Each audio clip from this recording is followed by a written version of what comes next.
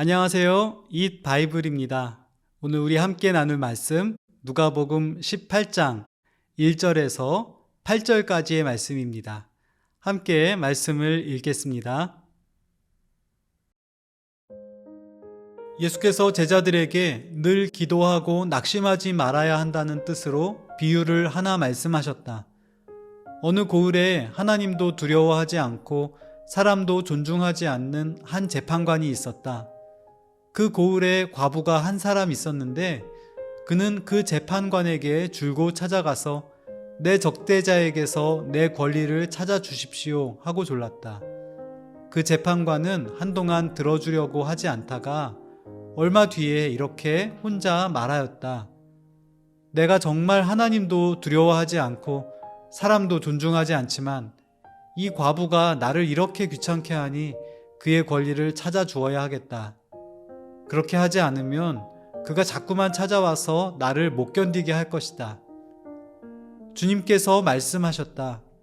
너희는 이 불의한 재판관이 하는 말을 귀담아 들어라.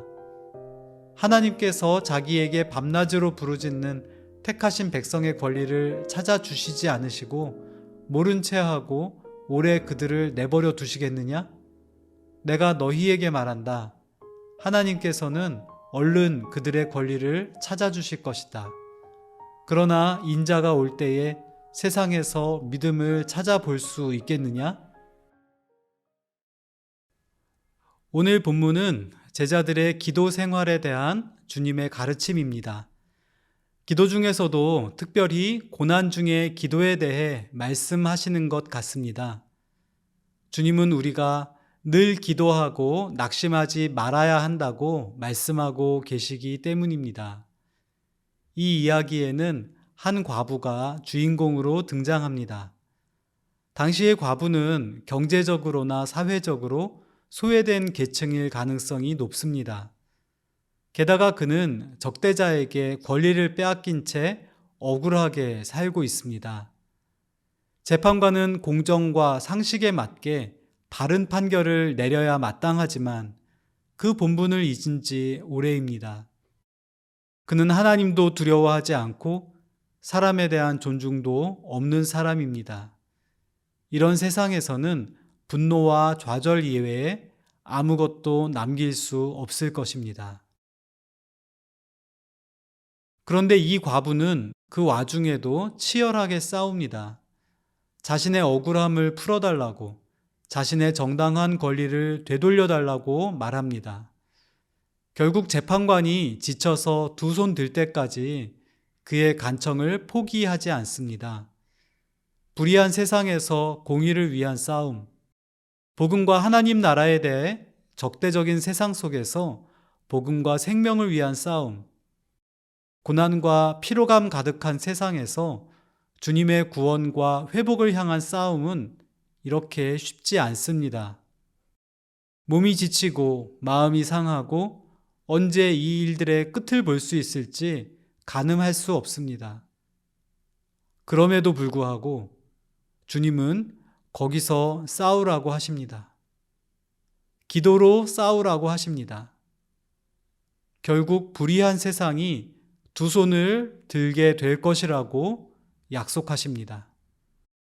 이것이 불의한 세상을 살아가며 기도하는 우리가 갖는 소망입니다. 불의한 재판관은 귀찮아서 응답하지만 선하고 의로우신 우리 주님은 기뻐하며 그 기도를 들으실 것입니다. 주님께서 그렇게 해 주실 것이라고 다시 한번 말씀하십니다.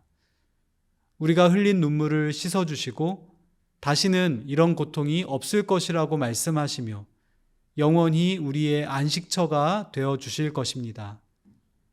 그때 주님을 다시 뵐 때까지 우리가 할 일은 그분께 구하는 것입니다. 우리는 이 일을 바라보며 시련과 피로 가득한 삶 속에서도 주님께 구하기를 멈추지 말아야 하겠습니다. 주님은 마지막으로 제자들에게 도전하십니다. 그러나 인자가 올 때에 세상에서 믿음을 찾아볼 수 있겠느냐?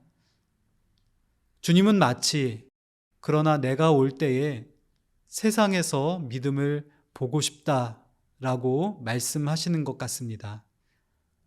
주님으로 인한 박해와 고난을 마주했던 신자들 중에는 조금 견디다 포기하고 주님을 저주하거나 원망하는 사람들도 적지 않았을 것입니다. 그러나 진정으로 주님을 따르려 했던 수많은 신자들은 주님의 이 질문 앞에서 많은 고민과 다짐을 한 사람들이었을 것입니다. 예, 주님, 제가 여기 있습니다. 주님 오실 그날까지 물러서지 않겠습니다. 그때까지 제 믿음을 지키겠습니다. 이렇게 말이죠. 나는 어떻습니까? 지금 고난을 겪더라도 이런 고백을 드리며 또 주님의 도움을 구하며 끝내 이기는 우리가 되기를 소망합니다.